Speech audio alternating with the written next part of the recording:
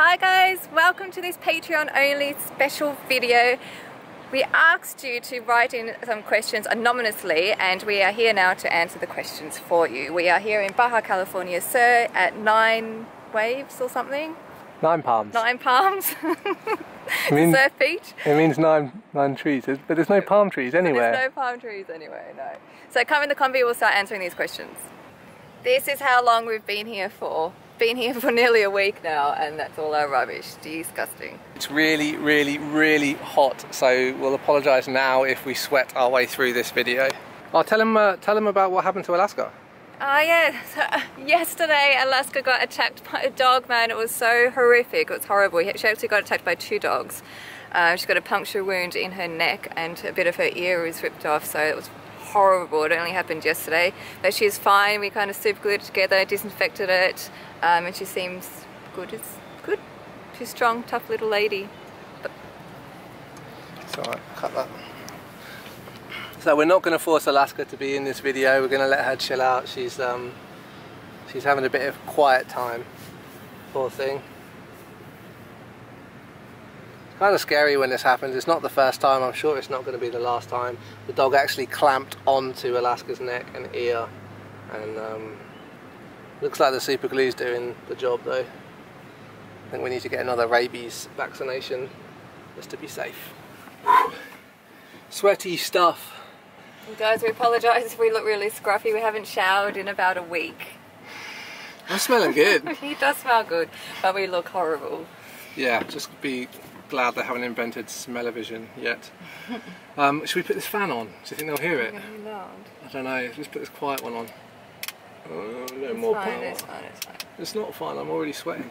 Okay, on with the questions. This is going to be fun. I can tell you now. We'll just so when are you going on the next adventure? Have you found a van yet? Is Alaska going with you? And how are you able to bring Alaska everywhere? Oh, okay, 4 questions in one. Some of you have asked multiple questions and we've combined some of the questions that were similar so we can talk about the same topic more efficiently. So where are you going on the next adventure? When are you going? When? When? That's a good question. We don't know when.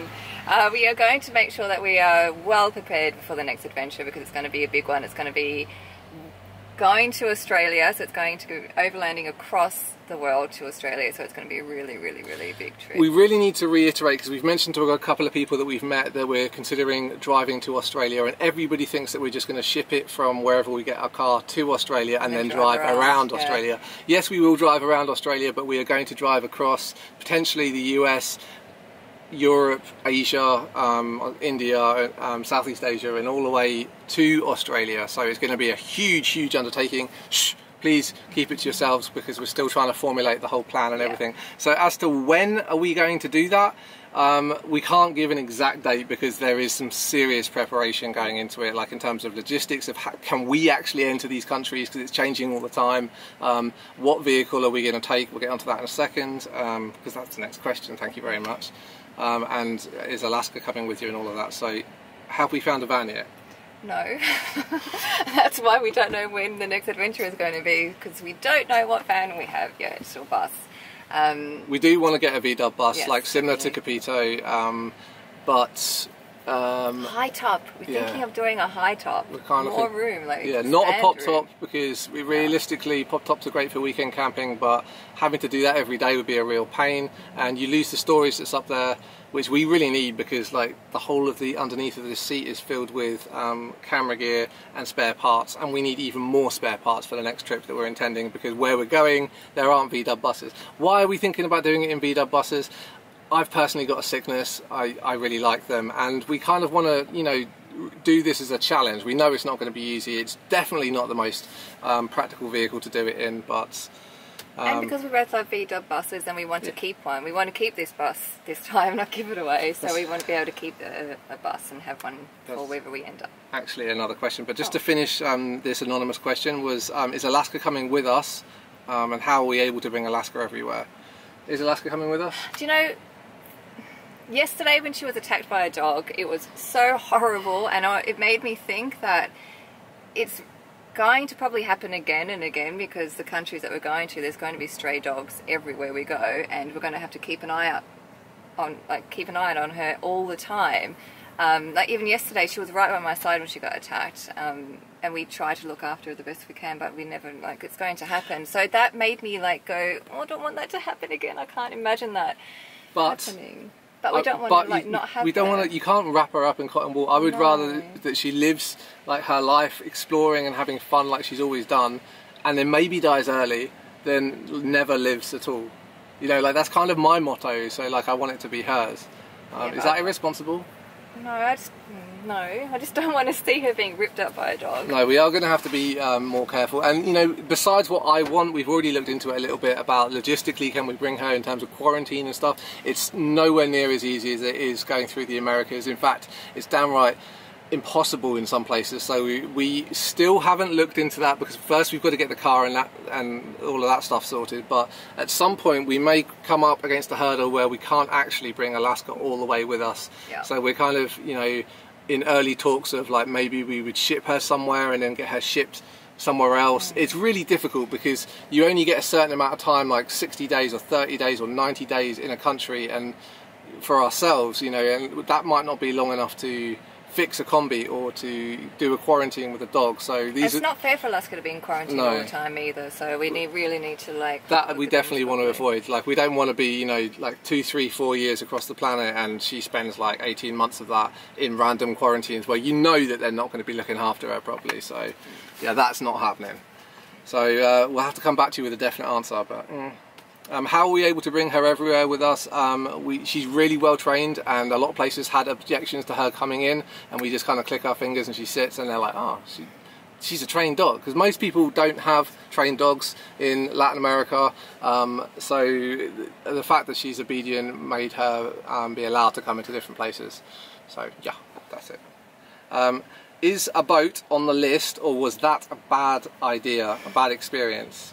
It was a bad experience for me, for a little bit, when I got sick. That's definitely a thing to like consider. If I'm going to be seasick, well, they only happened once, but still that was enough to like go, oh, put me off. But it would be good. But like I met someone today on the beach that lives in a boat, and really? Yeah, the girl I was talking to, and she was saying that how expensive it is to like just the maintenance and all that with the boat, and we're not in that position yet to like spend money on a boat. And why are we getting a Volkswagen? It's the same thing. No, the boat is a lot more expensive than a Volkswagen. I don't know. So we aren't in the position to do that yet. It would be fun one day if we ever get enough income to be able to look after a boat, I think. Maybe. Okay, now for the boy answer. Yes, we're getting a boat.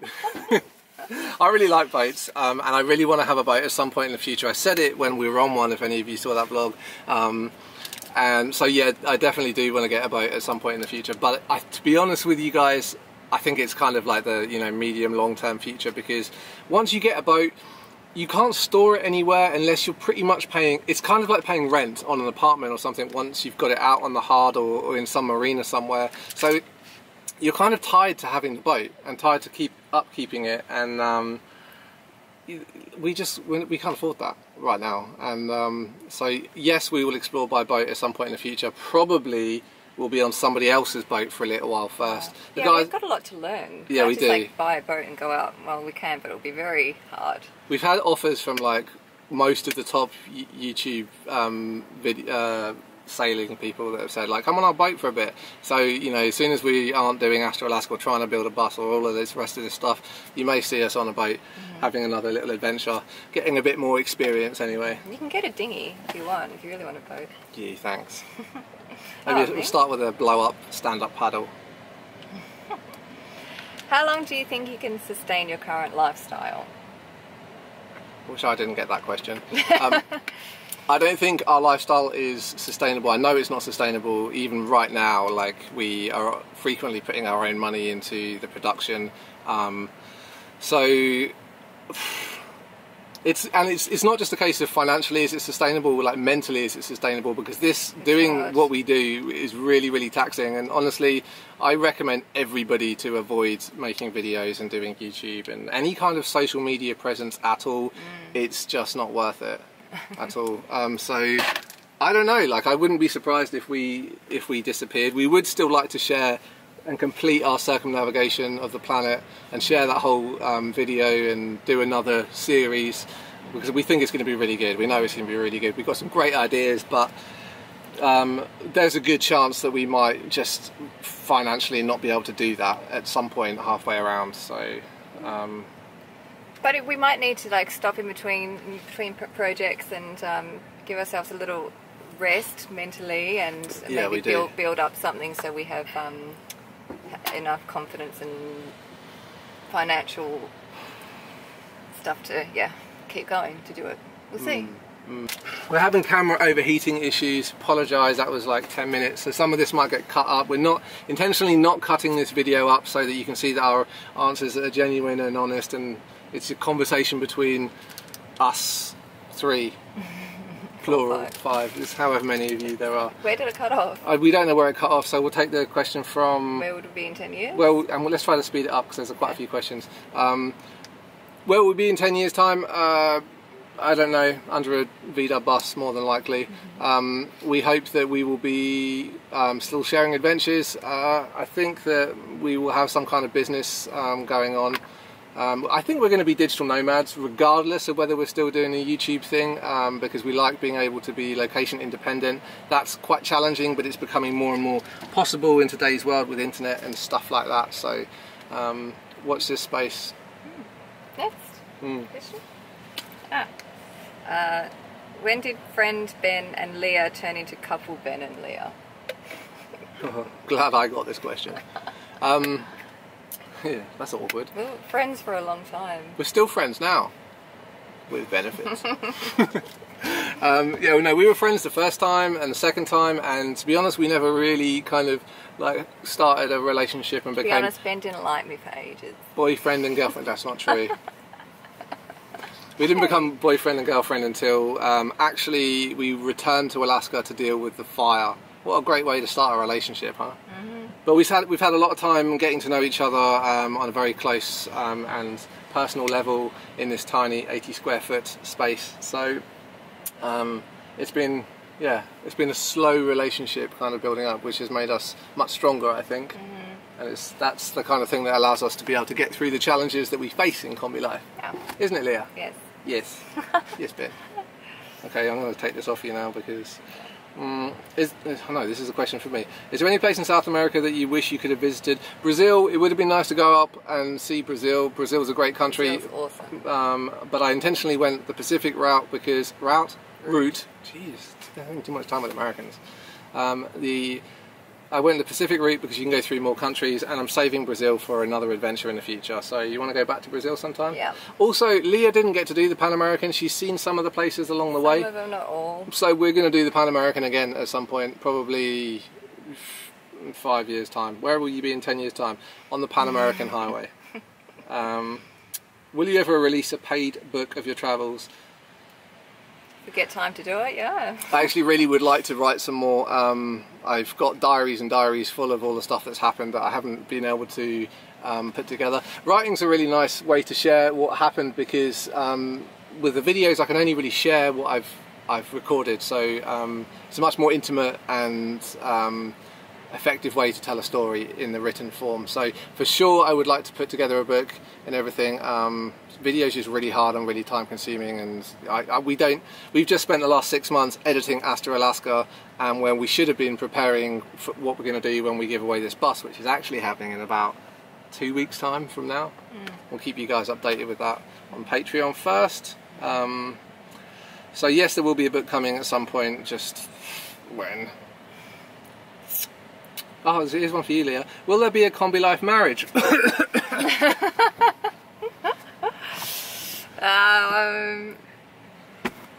Because he's still talking about that. I don't know, I've never wanted to get married before, but Ben hasn't proposed, so no. I guess it's my fault then. Will there be a Kombi Life marriage? Oh, unless it's with someone else. You're not going to marry me? Maybe. If you ask nicely. Yes. Okay, Will you ever travel around Europe? I recommend the Norwegian roads. These are all anonymous. There are a few coming up from you guys that left them on the Patreon page as well. Will we go to Europe? Yes. Yes, definitely. We can't wait for it. And you know, that's actually going to become kind of difficult for us soon because I have a British passport. Heard about Brexit? Boo. That sucks. The good news is that Leah is half Maltese, so she may be able to get a European passport, and that marriage thing may come back to the table so it's very a marriage soon. Of convenience. No, love. Yeah. Yes. And Norwegian roads, I just recently saw some pictures on Instagram of Norwegian roads, and you're right, they look amazing. And so if we go to Europe, we really do hope that we can go to Norway. That would be awesome. Alright, we're switching to GoPro because our Sony camera keeps overheating. This happens all the time to us. They've only actually do about 15 minutes sometimes on a hot day, and then they overheat, which is useless for us. GoPro. Quality's not as good, but I'm sure it'll be fine. It's because it's a micro four thirds camera, it's smaller and really compact and everyone loves them, but they only really work for a few minutes. It's the last question. Something about Norwegian roads. Yes, we want to drive them. Yes, we'll be there soon. Soonish. Okay. You're sweating so much. Gross. Oh, from someone preparing for some van trips. How do you do all the overlanding with Capito? Is 4x4 necessary? What would you focus on for the most when picking a van for long-term travel? You can take the last part of that question. Capito is really good at traveling on, on and off road. There are some places that we can't go that you would need 4x4. For example, we're at a beach right here, and some of the people are camped down there, but we've stayed here on the harder sands. For me, that's fine. It's a sacrifice I'm willing to make to not have to deal with the expensive 4x4 parts that would be on a Vanagon, because I wouldn't buy anything that isn't Volkswagen. Is 4x4 necessary? Depends where you want to go. Like, for the most part, like, you can get away without it. I've done it without 5 years, and I don't feel like I ever missed out on anything. There was never a situation where there was people going somewhere and that I couldn't follow, and I went places that only 4x4s could go. Capito is a rear wheel drive and the engine's over the rear, so that helps. What's the most important thing to focus on when picking a van for long-term travel? Long-term travel. It's a broad question. Yeah. Depends on what you want to do. Like, if you're going to be spending a lot of time in the cities, you need something that's stealthy. Yeah. None of this pop-top business. Space. You need a bit of space because does get tiring having a tiny space like this. Like, being able to cook inside is really important. Like, properly, without having to like make everything. Like, get the cooker out and take every food out and doing. It's just really tiring doing that every single day. So something that's. Well, we've been spending time around Vanagons and Sprinters, and I think, space, like having everything you need, a shower. Yeah, you need as much space so you don't have to reorganize everything all the time. You need enough water so that you can be self-sufficient, and you need shade so you can stay cool, and a nice heating system so you can stay warm. You just need to make yourself comfortable so that you can do it long term, because if you don't take care of those basic things, it becomes really, really hard. Believe me, we spend a lot of time in the van community, and the way that I've been living for the last 5 years is really Spartan. We don't have a fridge, we don't have any shade, we stick a towel up in the window to hide the sun. It's not recommended. But we know everything about what you should do. It's just we've done it this way for reasons so that we can fit more people in for the Astra Alaska project, which is a bit crazy. This is a difficult one for you, Leah. Leah, how hard is it to watch videos of Sian or any other girls with Ben in the Kombi? I swear it's like you did this question. I can't remember whether I did or not. Did you really? I don't think so. It sounds like you did. It's funny that this question has come up because it comes up quite often. Well, not quite often, but recently it has come up and we've spoken about it. It is really hard to deal with that stuff. And I don't know, if there's anyone that has advice on how to like deal with this, because it's not a normal thing to deal with in a relationship where you're in a relationship and you have an ex and other women involved in your life and your relationship. It is hard when people are constantly commenting that, you know, bring Sean back or all that stuff. It's really hard to hear and to see all that stuff. We see all the comments that you guys don't. We see them all. Yeah, so it is hard, to be honest, really, really hard. And I don't know how to deal with it properly. It's still, every now and then I'm like, oh, it's a really weird thing to have to deal with, and I don't know anyone that has to deal with it, so I'm not too sure how to deal with it. Yeah. I don't know what else to say. It's quite difficult. Yeah, it is quite difficult. Yeah. Having a relationship, a public relationship like this is, it's not really healthy either. The whole YouTube thing's not healthy. No. But you know, that whole thing with Sean is like disappeared because it's been ages, it's not disappeared years. because the videos are still up and people are still watching them and people are still commenting and people are still, like, it's still there, like it's a part of the relationship, our relationship. It's still, she's in our life even though she's not physically in your life. Yeah, and that isn't something that normal people would have to deal with. No. So it's kind of tough. It's like being in a relationship and, you know, always going through your ex's photo albums, or like a stranger coming up to you in the street going, oh, how's Sean? Oh, she was the best, she was great, all the time. Like, it feels like that, and it's really hard to deal with. Yeah. So if you've got any advice, if you've had to put up with something similar, I doubt you have because it's a really weird situation, but if you've got any advice, let me know, because I need help with that. Yeah. It's a struggle. It's something we deal with. I hope that question was from one of you guys and not from me.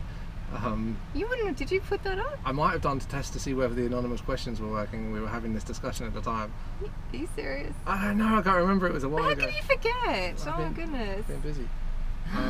Please, can you explain about your interactions with the armed guards and the guerrilla groups in the Darien Gap? Can you explain more about the logistics and costs of shipping? Okay, so the Darien Gap, for those of you that can't remember, is the bit between Colombia and Panama, or vice versa, where there's no road, and so you generally have to ship the vehicle around. Just to give you a brief thing about how it went down. I tried to walk through. I got turned around by the armed guards that were there, telling me there was a lot of guerrilla action, not that kind of guerrilla action, the bad kind with guns. So I got sent back on my hike, which I was kind of grateful for. Those guys had massive machine guns, and the police stations there were like, you know, basically looked like army barracks. It was crazy with like sandbags and gun turrets outside. So yeah, that's the front line of the cocaine crossing. Pretty much, it's where the vast majority of the cocaine makes it up from South America to further north.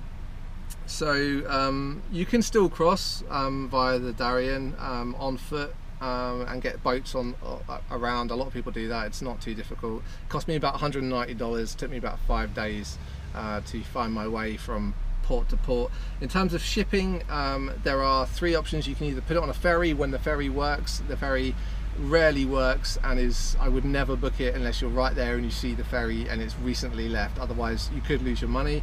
You can put it on roll off, where you hand your keys, but you can only do that if you have a secure way to lock up absolutely everything in your vehicle, and I'm talking like tools and everything, because they will steal everything that's not locked down. If you remember, I had those 2 massive boxes on the roof, and so I put everything up there. Everything I left down here got stolen.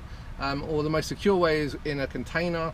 If you're going to do it in a container, sorry, the roll off cost me $660. It was super cheap. If you're going to do it, I would lie about how big your vehicle is. They don't check and it reduces the cost.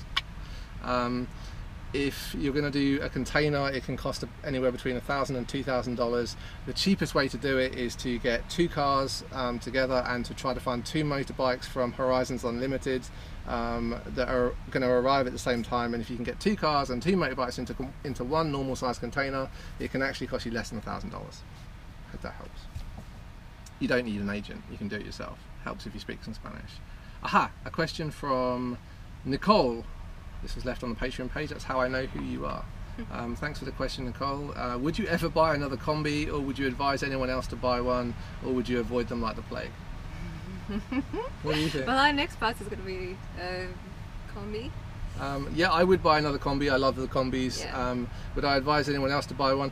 Yes, but you need to know that it's a commitment like getting a boat. It's really a silly thing to do because they require so much work and everything will break on it all the time. If you're going to travel anywhere, any length of time, you either need to be traveling somewhere where you have parts readily available, like the US or around Europe, or you need to make sure that you restore it as like to a really high standard before you leave, and you know, it can be really expensive. It's not cheap to do that, something like that. So I would be careful if I was going to advise somebody to get a Kombi. I would recommend it. Yeah, you don't have to fix it. I have to watch you fix it in the heat. That sounds terrible. Oh, poor thing. Dan asked, what miles per gallon do you get from the Kombi when it's running well? Thanks, Dan. Good question. I don't. We're off grid, and I don't have a kilometre to miles converter. So the best it ever did was 400 kilometres to a tank when I didn't have anything on the roof, and I did a little tour around Belize and Central America, and I left the roof rack in Mexico because I knew I was coming back. The worst it will do is about 250 kilometres to the tank. So I think that we get around 23 miles per gallon. I think. It's not too bad, but it is kind of like pushing a bread loaf through the air. So it's not exactly the most fuel efficient thing, but we have a tiny 1600 cc engine, and so it doesn't really burn a heck of a lot of gasoline. It's a lot more efficient when we don't ram it full of 7 people and try and cross the Andes, I tell you that much. Another anonymous one. How do you find the secret places to visit and stay, locals or online communities? Any tips for beginners? About how to find spots? We just drive around and find them. We use Google Maps, and when it looks like a good secluded spot, we go there if we can get there. Yeah, particularly for the surf. Like if you're looking for a secret surf spot, checking out when going somewhere where there's not too many people, and then looking at Google Maps and just seeing the lay of the land, and you can, you know, zoom in and see spots and just decide I want to get there. Most of the time I don't have access to Google Maps, so I just poke the Kombi down various little trails, and you know, sometimes you're rewarded, sometimes you're not. You come to a dump. Yeah, a lot of the time you come to a dump down here. But, you know, like most of the pictures I share online are not the ones when I'm sitting there in a dump. I do share the crap side too, but it's not all sunshine and lollipops. You know, I hope you know that. But you can ask the locals for like good spots and recommendations. Usually from other travelers that are in the area is the best way to find out where they've come from, and that just naturally happens in conversation. In terms of online communities, I don't really do that. I don't like to put anything online anyway. I feel like we have a bit of a responsibility because you can blow a place up and completely ruin it, so I try not to tell anybody where places are, and even when people ask me, they email and ask. It's fun to find your own spots anyways. I like exploring and finding stuff. And when you do, only tell your best mates, okay, or just don't even tell them. Tips for beginners would just be get out there and have a look around. Yeah. Why not continue with the same bus? It's part of the story, the star of the show. I could never give mine away. Yeah, that would be hard. a lot easier, wouldn't it? Just continue with Capito. Yeah, but we made the decision a while ago to do it, so... Yeah, there's another question here saying, do you regret giving away Capito? So that's kind of tied in. Yeah, a little bit I do regret giving away Capito. When I originally decided, I thought to myself, hey, when I get to Alaska, I'm going to have had so much out of this Kombi, it can't possibly, like, I could just give it away, you know, and I would still feel happy about it. Like, I've got everything I could ever have hoped of out of it. I remember when you first made that decision, I'm like, no, that is a stupid decision, and you didn't listen to me, so always listen to me. Yeah, but you know, it was supposed to be a nice thing to do for the people like yourselves that have supported the journey, and we've had a lot of help from, you know, people like you guys helping us with the production, and even some donations along the way back in the day. None anymore. But, it is nice to give back and to see Capito be sent to somebody else, especially someone that's followed the journey or supported the journey. So I think that's a really good thing. And the guy that the next owner is Grant, he is really, really excited, and it's made us so happy to know that we've made him like just super pumped for this. So I hope we're able to like capture that on the video. And we haven't filmed the handover yet because we're still sat in a Kombi. In a couple of weeks we'll be meeting up with Grant, filming that kind of process and the handover, and hopefully the conversation that we've had on Skype and on email comes out on the video, because he is super stoked, and it is a really good thing. Unfortunately, the whole giveaway is kind of clouded by a bit of negativity from some people that are just idiots, trolls online. So Do I regret giving it away? A little bit, because we now have to go and find ourselves another Kombi, which will be in worse condition than this one, because we've spent so much time, like literally over 12 months of my life I spent working on this mechanically and doing it up and restoring it. So yeah, it's going to be hard, and we're not really in a position to be able to do that. So it would be nice if we could keep it, but we can't. Regan's got to ask the question. Regan. Hi Regan. What's the worst day ever filming Kombi Life? The worst day? Yeah. Do you have one? I have one. You have like a worst, like what's the worst? Worst Kombi Life day? Yeah, when we've been filming and it's been the worst day. Oh. I don't know. I don't think I have one. There's been a few crappy days, like I've had like been stressed out with loads of people in a Kombi, and like my camera's broken and like Napa screwed me over with the parts. I was pretty like fed up on those days, but the worst day was when I was on my own in Costa Rica, and I spent a month putting the engine together. I just like bought a new engine, and then it blew up, and then I had to rip it all apart, and then I didn't know what I was doing, and I felt completely lost. And then I was like, oh my god, I spent all my money on the engine, and what the hell am I going to do? And I'm at the same time just like trying to keep filming and just document what happened and struggle through it. It took 3 months to struggle through it, but that was a real low point, on my own, like in a place I couldn't speak with the people, and I knew they were getting frustrated that I was still there.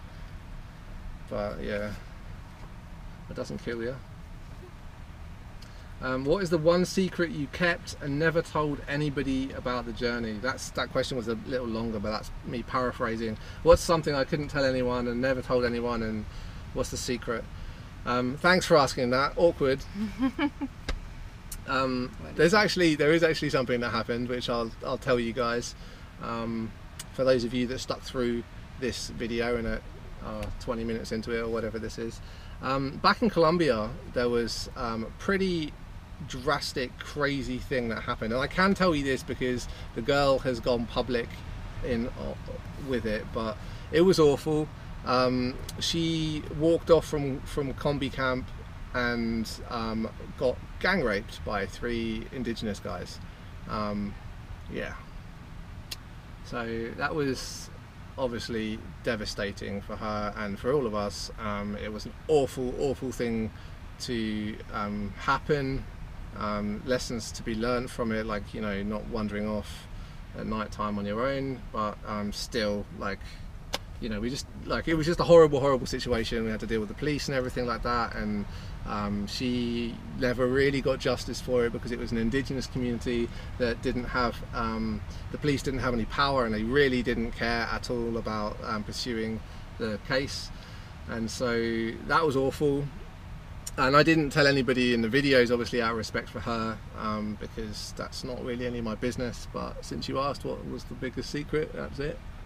It's a pretty awful experience. She's a strong girl, and she's come through, and she's been fighting to appeal for her rights to a trial, but I don't think that she's had anything, and so I may talk about it publicly at some point, but that's only if she wants me to, and I'm not going to do it otherwise. Moving on to more awkward questions. Where are we? Eric, you guys are driving a lot, you listen to a lot of podcasts and music, so what's on the Kombi Life playlist? The engine. Ben won't let us listen to music or podcasts. Sometimes we do, but most of the time we're listening to the engine. Yeah, to be honest, like I love listening to music, and I used to love driving and listening to music, but you can't in this bus. Yeah, we don't have enough. The next bus is going to have lots of information on the dash, so you can see everything about the engine, and we don't have to listen to it all the time. But we literally have listened to it for the last 3 years, everywhere we've driven. We occasionally listen to one podcast from Tim Smoyer, who does kind of YouTube strategy and information, so we can try to navigate the crappy adpocalypse and how we can actually earn a sustainable income from what we do as a job. So that's like a business thing that we do. And it helps because now we earn $12 a day rather than $10 a day. But let's choose your favourite band that you like to listen to. And if we were to like listen when to... we did listen to music, all of the first 2 seasons of Astra Alaska were put together with the tunes that we were listening to in the Kombi. So all of that really cool music that I got in trouble with YouTube about using without permission is what we like to listen to. Yeah. Look up Australian band Husky. They're really, really good. I've been listening to them a lot lately, so check them out. When? In the apartment. Okay. Who is the oldest, Ben, Leah, or Alaska in dog years? Good question. Alaska just became older than... Alaska and I were the same age last December, or was it December before? December. This is the one that went past. Yeah, so she must be like going on like almost 35 to 40. 35, I'm 35, Leah's 21. How old are you, Leah? 32, I think.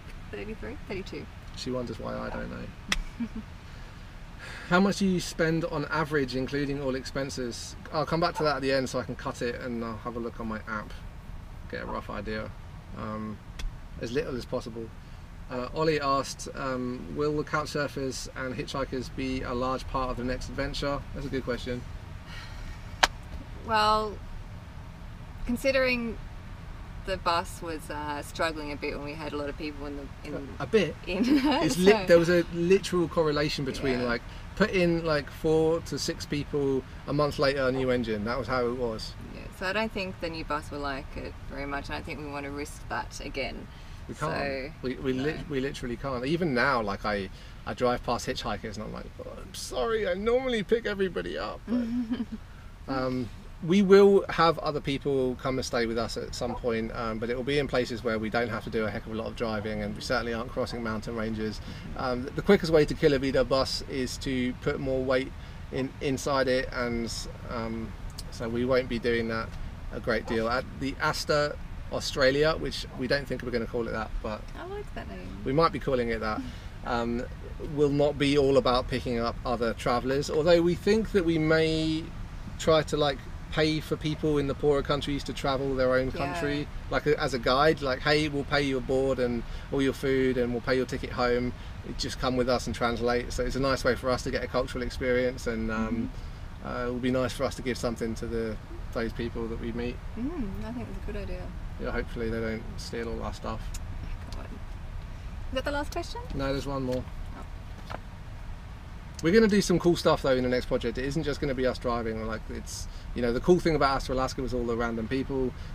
We are going to do something really cool, but it probably won't be permanently picking up people. I'm going to do an epilogue as well at the end of the Astra Alaska series, kind of like how I feel about the Astra Alaska project and what it was like, and how it taxed me personally picking up all those people, because I never really spoke about that, and you know, I wasn't always happy about it. So we'll talk about that at the very end of the Astra Alaska series, whenever that's finished, which hopefully it won't be too long. Another random question is, anything you need between the 3 of you in ways of supplies? A new bus? I knew you'd say that. Yeah, a new bus. If you've got a new bus, we would take one of those, please. We don't need anything, we're all good. We don't have any room for anything. Yes, so, thank you though. Yeah, thanks. Nice. Thanks for the offer. Okay. I like those questions, thank you so much. The guy asked how much it is, so we'll cut and then come back with a question. Okay. Look at the spending out. Did you really put that question in? Maybe. How do you not remember? I think it might. It sounds like me, doesn't it? Why would you do that?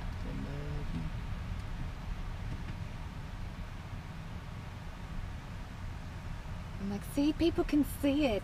And I ask some questions about it and you freaking made it up.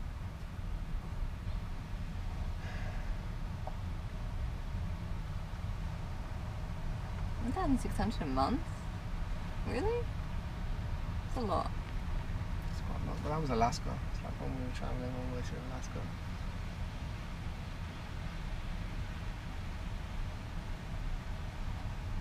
Maintenance is the most. Yeah, well, there you go.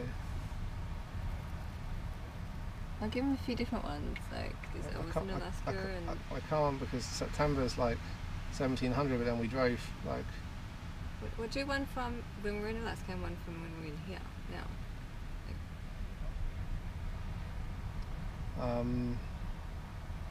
Well, Okay, come back. We've looked at the expenses. It's kind of hard to say because we started keeping track of our expenses last year when we were in Alaska. Alaska is a really expensive place to travel because there's so much driving. So we've got like $1,500 in August last year, which like $500 was maintenance on the Kombi, and like $250 was fuel, and then some other stuff like overhead shooting fees and stuff like that to get into parks and shoot stuff was like $150. That's not typical. I think typically I was doing $10 a day for the longest time.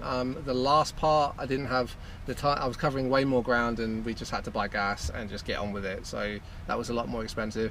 Typically, so if $10 a day is like $300 for many months, I would say typically I could spend personally about $500, not including like engine rebuilds, which are a little bit more expensive. So like $750 a month would be like quite an expensive month for me. 500 would be about average. I can do 300 if I'm not moving around too much. How much for you? Probably the same. Yeah. She spends less on engines and food. Although right now you spend nothing. Life's free. In Mexico, whilst we've been down in Mexico, we have spent about $600 to $700 per month between the two of us. Yeah. That's about right, isn't it? Pretty good, yeah. We haven't been anywhere or done anything other than sit down and write our book that we wrote and edit. So there's been very little to spend money on. That's it. Thanks guys. Thanks so much for all your support and everything. I hope you stayed through this video and that you enjoyed it. Alaska, that dog will rip you a new one. We'll speak to you on the flip side. Have a great summer.